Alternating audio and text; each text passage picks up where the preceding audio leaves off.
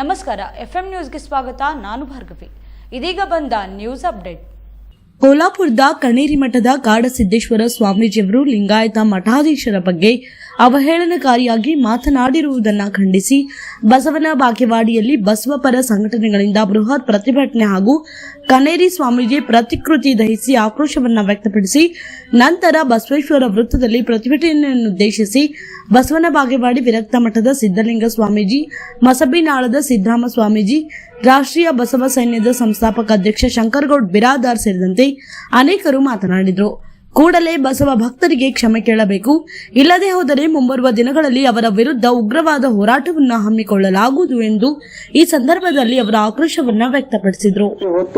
ಈ ನಾಟಕ ಕಂಪನಿ ಏನ್ ಮಾಡಕತೈತಿ ಅಂತ ಹೇಳ್ತಾರಂದ್ರ, ಅವರು ಅಲ್ಲಿ ಹೋಗಿ ಮಾಂಸ ತಿನ್ರಿ, ಸೆರೆ ಕುಡಿರಿ ಅನ್ನುವಂಥದ್ದನ್ನ, ಗುಡಿ ಗುಂಡಾರಿಗೆ ಹೋಗಬೇಡ್ರಿ ಅನ್ನುವಂಥದ್ದನ್ನ ಹೇಳಿದಾರ ಅಂತ ಹೇಳ್ತಾರ. ಆದ್ರೆ ಅವರಿಗೆ ಹೇಳ್ತೇನೆ, ವಚನ ಟಿವಿ ಎನ್ನುವಂತ ಒಂದು ಒಳ್ಳೆಯ ಬಸವ ಸಂಸ್ಕೃತಿ ಅಭಿಯಾನವನ್ನ ಪ್ರಾರಂಭದ ಹಿಡಿದು ಮುಕ್ತಾಯದವರೆಗಿರ್ತಕ್ಕಂಥ ಎಲ್ಲ ಕಾರ್ಯಕ್ರಮಗಳನ್ನ ಲೈವ್ ಆಗಿ ಬಿಟ್ಟಂತಹ ಒಂದು ಸಂದೇಶಗಳು ಏನು ಮುದ್ರಣಗೊಂಡಂತಹ ಯೂಟ್ಯೂಬ್ ಚಾನಲ್ ಇದೆ. ಅದನ್ನ ತಾವೊಂದ್ಸರಿ ಸರಿಯಾದ ರೀತಿಯಲ್ಲಿ ತಾವು ಕಣ್ ತೆರೆದು ಕಿವಿ ತೆರೆದು ಅದನ್ನು ನೋಡಬೇಕು. ಅದರಲ್ಲಿ ಯಾವ ರೀತಿಯಾಗಿ ಸಂವಾದಗಳಾಗಿದ್ದಾವೆ, ಯಾವ ರೀತಿಯಲ್ಲಿ ಯಾರ್ಯಾರು ಹೆಂಗ್ ಚೆನ್ನಾಗಿ ಮಾತನಾಡಿದ್ರೆ ಅನ್ನೋದು ಕೂಡ ತಮಗೆ ತಿಳಿಯಬೇಕಾಗ್ತದೆ. ಪೂಜ್ಯರು ದೊಡ್ಡವರಿದ್ದಾರೆ ಅಂದ್ರೆ ಅವರ ಮಾತುಗಳು, ಅವರ ಸಂಸ್ಕೃತಿ, ಅವರ ವ್ಯವಸ್ಥೆಯನ್ನ ತಮ್ಮ ಮಾತಲ್ಲೇ ಗೊತ್ತಾಗ್ತದೆ ಅವ್ರು ಯಾವ ರೀತಿಯಾಗಿ ಮಾತನಾಡಿ.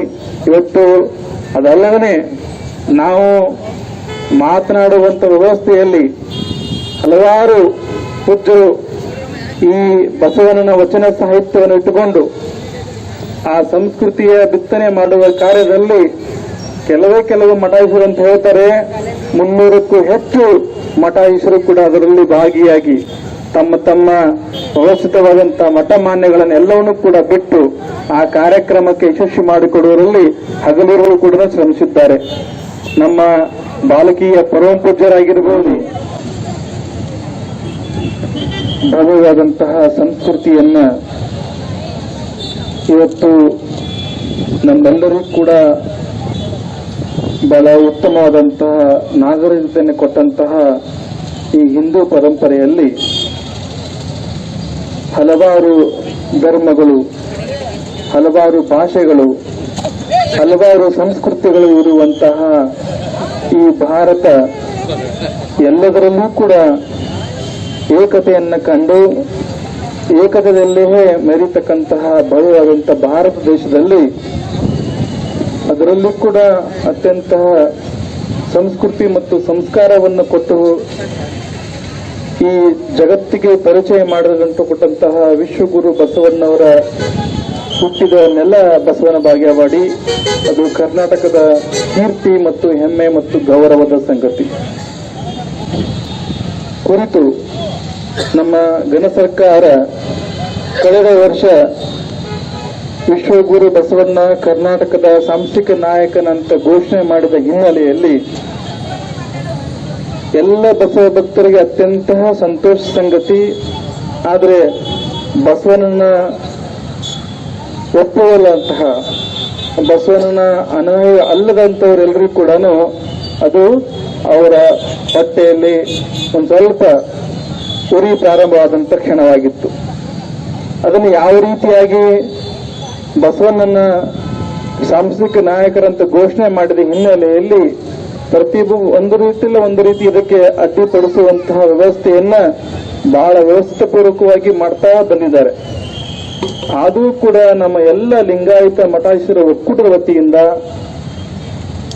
ನಾವು ಮಾಡುವಂತ ಕಾರ್ಯ ಬಸವ ಸಂಸ್ಕೃತಿಯ ಎತ್ತಿ ಹಿಡಿಯುವಂಥದ್ದನ್ನ, ಅವರ ತತ್ವ ಸಿದ್ಧಾಂತವನ್ನು, ಅವರ ವಚನ ಸಾಹಿತ್ಯವನ್ನ ತಲೆ ಮೇಲೆ ಹೊತ್ತು ತಿರುಗುವಂತ ಕೆಲಸವನ್ನ ನಾವು ಮಾಡಿ ಇವತ್ತು ಕೇವಲ ಒಂದು ಜಿಲ್ಲೆಯಲ್ಲಷ್ಟೇ ಕಾರ್ಯಕ್ರಮ ಮಾಡದೇನೆ ನಮ್ಮ ಕರ್ನಾಟಕದ 31 ಜಿಲ್ಲೆಯಲ್ಲಿ ಕೂಡ ಬಸವ ಸಂಸ್ಕೃತಿ ಯಾತ್ರೆಯನ್ನ ಅತ್ಯಂತ ಯಶಸ್ವಿಪೂರ್ವಕವಾಗಿ ಆಗಿದೆ. ಅದರಲ್ಲಿ ಆಗ್ತಕ್ಕಂಥ ಕಾರ್ಯಕ್ರಮಗಳಂದ್ರೆ ಬೆಳಗಿನ ಸಮಯ ಎಲ್ಲ ವಿದ್ಯಾರ್ಥಿಗಳ ಕುರಿತು ಒಂದು ಉತ್ತಮವಾದಂತಹ ಸಾಮಾಜಿಕವಾಗಿರ್ತಕ್ಕಂಥದ್ದು, ಧಾರ್ಮಿಕವಾಗಿರ್ತಕ್ಕಂಥದ್ದು ಮತ್ತು ಅವರ ಶೈಕ್ಷಣಿಕ ಮತ್ತು ಅವರ ವ್ಯಕ್ತಿತ್ವ ಕುರಿತು, ವಿದ್ಯಾರ್ಥಿಗಳ ಕುರಿತು ಒಂದು ಒಳ್ಳೆಯ ಒಂದು ಪ್ರಶ್ನೋತ್ತರ ಸಂವಾದ ಕಾರ್ಯಕ್ರಮವನ್ನ ನಾವು ಮಾಡಿದ್ದೇವೆ. ಅಲ್ಲಿ ಪ್ರತಿಯೊಬ್ಬ ವಿದ್ಯಾರ್ಥಿಗಳಿಗೆ ಧಾರ್ಮಿಕವಾಗಿರ್ತಕ್ಕಂಥ ಗೊಂದಲಗಳನ್ನ, ಶೈಕ್ಷಣಿಕವಾಗಿರ್ತಕ್ಕಂಥ ಗೊಂದಲಗಳನ್ನ ಅತ್ಯಂತ ಮಾರ್ಮಿಕವಾಗಿ ನಮ್ಮ ಎಲ್ಲ ಲಿಂಗಾಯತ ಮಠಾಧೀಶರು ಕೂಡ ಅದಕ್ಕೆ ಸರಿಯಾದ ಉತ್ತರ ಕೊಡುವುದರಲ್ಲಿ ಬಹಳಷ್ಟು ಯಶಸ್ವಿಯಾಗಿದೆ ಆ ಕಾರ್ಯಕ್ರಮ.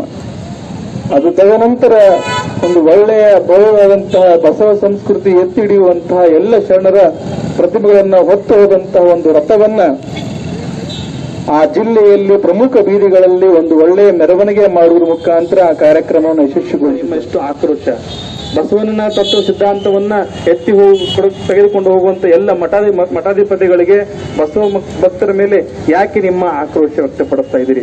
ನಿಮ್ಮಲ್ಲಿ ಏನು ಸಮಸ್ಯೆ ಆಗಿದೆ, ನಿಮ್ಮಲ್ಲಿರ್ತಕ್ಕಂಥ ಗೊಂದಲಗಳು ಏನಿದಾವೆ ಅನ್ನೋದನ್ನ ಮುಕ್ತವಾಗಿ ಚರ್ಚೆ ಮಾಡೋದ್ರ ಮುಖಾಂತರ ಈ ವ್ಯವಸ್ಥೆಗೆ ಬನ್ರಿ.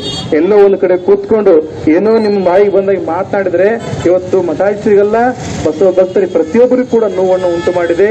ಅದಕ್ಕಾಗಿ ತಾವು ಕೂಡ ಒಳ್ಳೆಯ ಸ್ಥಾನದಲ್ಲಿರ್ತಕ್ಕಂಥವ್ರು, ಜಗದ್ಗುರುವನ್ನ ತಮ್ಮ ಅಲಂಕೃತವಾದಂತಹ ವ್ಯವಸ್ಥೆಯಲ್ಲಿರ್ತಕ್ಕಂಥವ್ರು ತಮ್ಮ ಸ್ಥಾನಕ್ಕೆ, ತಮ್ಮ ವ್ಯವಸ್ಥೆಗೆ, ತಾವು ಕೊಡ್ತಕ್ಕಂಥ ಜ್ಞಾನಕ್ಕೆ ನಿಮ್ಮ ಬಳಸಿದಂತ ಪದಗಳು ಯಾವತ್ತೂ ಕೂಡ ಸೂಕ್ತವಾಗುವುದಿಲ್ಲ. ನಿಮಗೆ ಅದು ಘನತೆನೂ ಅಲ್ಲ, ಗೌರವನೂ ಅಲ್ಲ ಅನ್ನೋ ಮಾತನ್ನು ಕೂಡ ಇಲ್ಲಿ ವ್ಯಕ್ತಪಡಿಸ್ತೇನೆ. ಈ ಕಾರಣಕ್ಕಾಗಿ ತಾವೆಲ್ಲರೂ ಕೂಡ ಇವತ್ತು ಏನು ಸಂಘಟಕರು ಏನೋ ಮಾತನಾಡ್ತಿದ್ರೆ ನಮಗೂ ಕೂಡ ನೋವಾಗ್ತದೆ. ಯಾಕಂದ್ರೆ ಇವತ್ತು ಒಬ್ಬ ಕಾವಿದಾರಿಗಳನ್ನ ನೋಡಿದಾಗ ಯಾರೇ ಇರಲಿ ಆ ಶಬ್ದಗಳನ್ನ ಯಾರೂ ಕೂಡ ಬಳಸಬಾರದು. ಕೇವಲ ಶ್ರೀ ಸಾಮಾನ್ಯ ವ್ಯಕ್ತಿ ಬಳಸುವಂತ ಶಬ್ದಗಳನ್ನು ಬಳಸಿ ಇವತ್ತು ಪ್ರತಿಯೊಬ್ಬರ ಮನಸ್ಸಿಗೆ ಗಾಯವನ್ನು ಮಾಡಿದ್ದರೆ ಅವರ ಆ ಗಾಯದ ನೋವಿನ ಮಾತುಗಳೇ ಹೊರತು ಬೇರೆ ಯಾವ ವಿಷಯಕ್ಕೂ ಮಾತುಗಳಲ್ಲ ಅಂತ ಮಾತನ್ನು ಕೂಡ ಹೇಳಿ, ಇವತ್ತು ನೀವು ಈ ಬಸವನ ಹುಟ್ಟೂರಲ್ಲಿ ತಮ್ಮದೇ ಆದಂತಹ ಒಂದು ಮಠವನ್ನು ನಿರ್ಮಾಣ ಮಾಡ್ತಾ ಇದ್ದೀರಿ. ಆ ಕಾರಣಕ್ಕಾಗಿ ತಾವು ಕೂಡ ಬಸವ ಪರವಾಗಿರ್ತಕ್ಕಂಥ ವಿಚಾರಗಳನ್ನ, ಬಸವ ತತ್ವವನ್ನ, ಬಸವನ ಕೊಟ್ಟು ಹೋದಂತ ವಚನ ಸಾಹಿತ್ಯವನ್ನ ತಾವು ಕೂಡ ತಮ್ಮ ಮೈಗೂಡಿಸಿಕೊಳ್ಳುವಂತ ಕೆಲಸದಲ್ಲಿ ಕೂಡ ತಾವಿದ್ದೀರಿ. ಆ ಕಾರಣಕ್ಕಾಗಿ ಅದನ್ನ ಜನಮಾನಸಕ್ಕೆ ತೋರಿಸುವಂತ ಕೆಲಸವನ್ನ ಮಾಡ್ರಿ ಅನ್ನುವಂತ ಮಾತನ್ನು ಕೂಡ ಹೇಳಿ, ನಿರ್ಬಂಧ ಇರುವುದು ಅಷ್ಟೇ ಅಲ್ಲದೆ ಅವನು ಕೂಡಲೇ ಬಂಧಿಸಬೇಕು ಮತ್ತು ಸಮಸ್ತ ಕರ್ನಾಟಕದ ಎಲ್ಲ ಬಸವ ಭಕ್ತರಿಗೆ ಬಹಿರಂಗವಾಗಿ ಕ್ಷಮೆ ಯಾಚಿಸಬೇಕು. ಇಲ್ಲದೆ ಹೋದ್ರೆ ಬಸವನ ಬಾಗೇರಿಯಲ್ಲಿ ನಡೆಯಲಿರುವ ಆ ಏನು ಸಪ್ತಾಹದಲ್ಲಿ ನಾವೆಲ್ಲ ಊರಿನ ಹಿರಿಯರು ಹೋಗಿ ಅವ್ರಿಗೆ ಕೇಳಬೇಕಾಗೈತಿ, ಯಾಕ್ರಿ ಗುರುಗಳ ಹಿಂಗ್ಯಾಕಂದ್ರೆ ನಮಗೆ ಅಂತ, ನಾವೇನ್ ತಪ್ಪು ಮಾಡ್ಯಾವತ್ತೇಳಿ. ಯಾಕಂದ್ರೆ ಬಸವ ಸಂಸ್ಕೃತಿ ಅಭಿಯಾನ ನಡೆಸಿದ್ದು ತಪ್ಪಾಯ್ತನು, ಬಸವಣ್ಣನವರ ಚಳವಳಿಯ ಬಗ್ಗೆ ಹೇಳಿದ್ದು ತಪ್ಪಾಯ್ತನು. ಅದಕ್ಕೆ ಅವ್ನಿಗೆ ಕೇಳಬೇಕು, ನಿನ್ನದರ ಏನಾದರೂ ನಿಲುವೈತದ್ಕೆ ಹೇಳು. ಯಾಕಂದ್ರೆ ನಿನ್ನ ಪರಂಪರೆಯೇ ಬೇರೆ, ನಮ್ಮ ಪರಂಪರೆಯೇ ಬೇರೆ. ನಾವು ಎಲ್ಲ ಸರಿ ಸಮಾನರು, ಎಲ್ಲರನ್ನ ತುಳಿತಕ್ಕೊಳಗಾದಂತವ್ರನ್ನ ಮೇಲೆ ತೆಗೆದುಕೊಂಡು ಹೋಗುವಂತ ಕಾಯಕ ಧರ್ಮ, ದಾಸೋಹ ಧರ್ಮ, ಅದು ನಮ್ಮ ಲಿಂಗಾಯತ ಧರ್ಮ. ಇಂತಹ ಧರ್ಮದ ಬಗ್ಗೆ ಅವಹೇಳನಕಾರಿಯಾಗಿ ಮಾತನಾಡುವಂತ ಕನೇರಿ ಮಠ ಸ್ವಾಮಿಯ ಬಗ್ಗೆ ಎಷ್ಟೇ ನಿಂದನೆ ಖಂಡನೆ ಮಾಡಿದ್ರು ಕಡಿಮೆನೆ. ಅವನ ಕೂಡಲೇ ರಾಜ್ಯ ಸರ್ಕಾರ ಅವನನ್ನು ಬಂಧಿಸಿ ಉಗ್ರವಾದ ಶಿಕ್ಷೆಗೆ ಒಳಪಡಿಸಬೇಕೆಂದು ನನ್ನ ಆಗ್ರಹವಾಗಿದೆ. ಇಲ್ಲಿ ಮಾತನಾಡಲು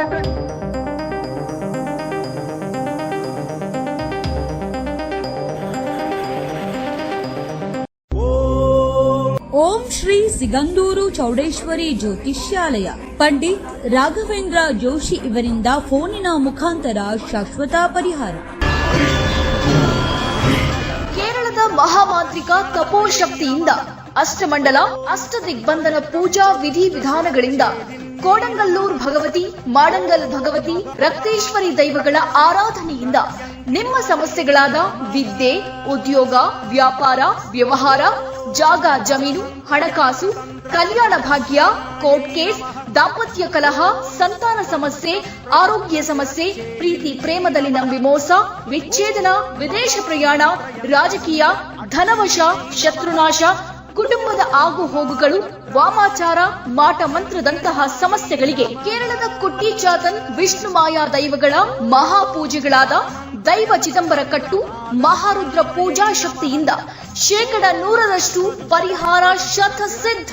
5 ರಿಂದ 11 ವಯಸ್ಸಿನ ಮಕ್ಕಳಿಗೆ ಉಚಿತ ಭವಿಷ್ಯ ಹಾಗೂ ಬಾಲಗ್ರಹ ಯಂತ್ರವನ್ನ ಕಟ್ಟುತ್ತಾರೆ. ಮಲೇಷಿಯಾ, ಸಿಂಗಾಪುರ್, ದುಬೈ, ಲಂಡನ್ ಹಾಗೂ ದಕ್ಷಿಣ ಕನ್ನಡದಲ್ಲಿ ಪ್ರಸಿದ್ಧಿ ಪಡೆದಿರುವ ಇವರು ಎಲ್ಲಾ ಭಾಷೆಗಳಲ್ಲೂ ನಿಮ್ಮ ಸಂಪೂರ್ಣ ಭವಿಷ್ಯವನ್ನ ನುಡಿಯುತ್ತಾರೆ. ಫೋನಿನ ಮೂಲಕ ನಿಮ್ಮೆಲ್ಲ ಸಮಸ್ಯೆಗಳಿಗೆ ಪರಿಹಾರ ನೀಡುತ್ತಾರೆ. ಪಂಡಿತ್ ರಾಘವೇಂದ್ರ ಜೋಶಿ. ಸಂಪರ್ಕಿಸಿ. Mobile number 9901238550.